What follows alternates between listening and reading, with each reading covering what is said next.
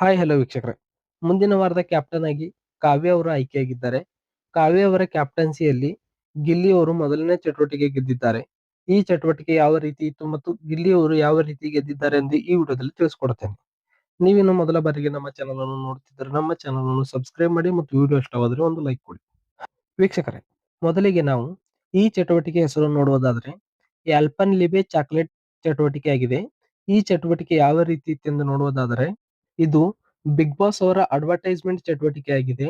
ಈ ಚಟುವಟಿಕೆ ಯಾವ ರೀತಿ ಇತ್ತೆಂದು ನೋಡುವುದಾದ್ರೆ ಬಿಗ್ ಬಾಸ್ ಅವರು ಗಾರ್ಡನ್ ಏರಿಯಾದಲ್ಲಿ ಚಾಕ್ಲೇಟ್ ಗಳ ಒಂದು ಬೌಲ್ ಇಟ್ಟಿರುತ್ತಾರೆ. ಸ್ಪರ್ಧಿಗಳು ಒಬ್ಬೊಬ್ಬರೇ ಆಗಿ ಸ್ಟೇಜ್ ಮೇಲೆ ಹೋಗಿ ಒಂದು ಚಾಕ್ಲೇಟ್ ಅನ್ನು ತೆಗೆದುಕೊಂಡು ಈ ಮನೆಯಲ್ಲಿ ನಿಮಗೆ ಯಾವ ಸ್ಪರ್ಧಿ ಕಹಿಯಾಗಿ ಮಾತನಾಡಿದ್ದಾರೆ ಎಂದು ಹೇಳಿ ಆ ಸ್ಪರ್ಧಿಗೆ ಆ ಚಾಕ್ಲೇಟ್ ಅನ್ನು ಕೊಟ್ಟು ನೀವು ಈ ಚಾಕ್ಲೇಟ್ ಅನ್ನು ತಿಂದು ಸಿಹಿಯಾಗಿ ಮಾತಾಡಿ ಎಂದು ಹೇಳಬೇಕು. ಈ ರೀತಿ ಈ ಅಡ್ವರ್ಟೈಸ್ಮೆಂಟ್ ಚಟುವಟಿಕೆ ಇರುತ್ತದೆ ಅಂತ ಹೇಳಬಹುದು.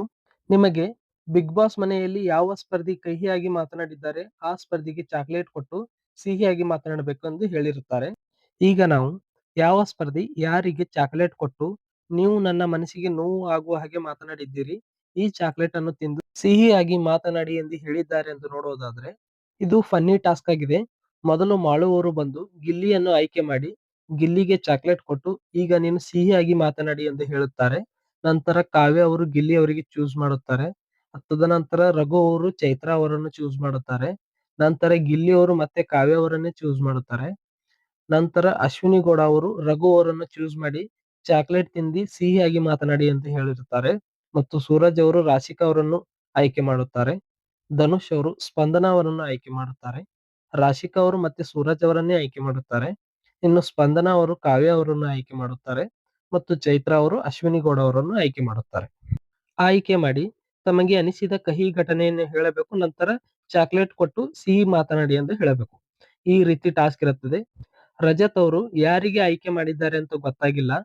ವೀಕ್ಷಕರೇ, ಇದರಲ್ಲಿ ಜಾಸ್ತಿ ಸ್ಪರ್ಧಿಗಳು ಹೆಸರು ಆಯ್ಕೆ ಮಾಡಿಕೊಂಡಿರುವುದು ಗಿಲ್ಲಿ ಮತ್ತು ಕಾವ್ಯ. ಗಿಲ್ಲಿಯನ್ನು ಇಬ್ಬರು ಆಯ್ಕೆ ಮಾಡುತ್ತಾರೆ ಮತ್ತು ಕಾವ್ಯಗೆ ಇಬ್ಬರು ಆಯ್ಕೆ ಮಾಡುತ್ತಾರೆ. ಹಾಗಾಗಿ ಗಿಲ್ಲಿ ಮತ್ತು ಕಾವ್ಯ ನಡುವೆ ಟೈ ಆಗಿರುತ್ತದೆ. ಕಾವ್ಯ ಅವರು ಕ್ಯಾಪ್ಟನ್ ಆಗಿರೋದ್ರಿಂದ ಕಾವ್ಯ ಅವರು ಗಿಲ್ಲಿ ಅವರನ್ನೇ ಚಾಯ್ಸ್ ಮಾಡಿ ಗಿಲ್ಲಿ ಅವರನ್ನೇ ವಿನ್ನರ್ ಆಗಿ ಮಾಡುತ್ತಾರೆ. ಗಿಲ್ಲಿಗೆ ಚಾಕ್ಲೇಟ್ ಗಳಿರುವ ಗಿಫ್ಟ್ ಅನ್ನು ಕೊಡುತ್ತಾರೆ. ವೀಕ್ಷಕರೇ, ಇದಾಗಿತ್ತು ಆಲ್ಪನ್ ಲಿಬೆ ಚಾಕ್ಲೇಟ್ ಚಟುವಟಿಕೆ ಬಗ್ಗೆ ಮಾಹಿತಿ. ಈ ವಿಡಿಯೋ ಇಷ್ಟವಾದರೆ ಒಂದು ಲೈಕ್ ಕೊಡಿ ಮತ್ತು BBK12 ಲೈವ್ ಅಪ್ಡೇಟ್ ಗಾಗಿ ನಮ್ಮ ಚಾನೆಲ್ ಅನ್ನು ಸಬ್ಸ್ಕ್ರೈಬ್ ಮಾಡಿ ಮತ್ತು ಈ ವಾರ ಯಾರು ಮನೆಗೆ ಹೋಗಬೇಕೆಂದು ಕಮೆಂಟ್ ಮಾಡಿ. ಧನ್ಯವಾದಗಳು.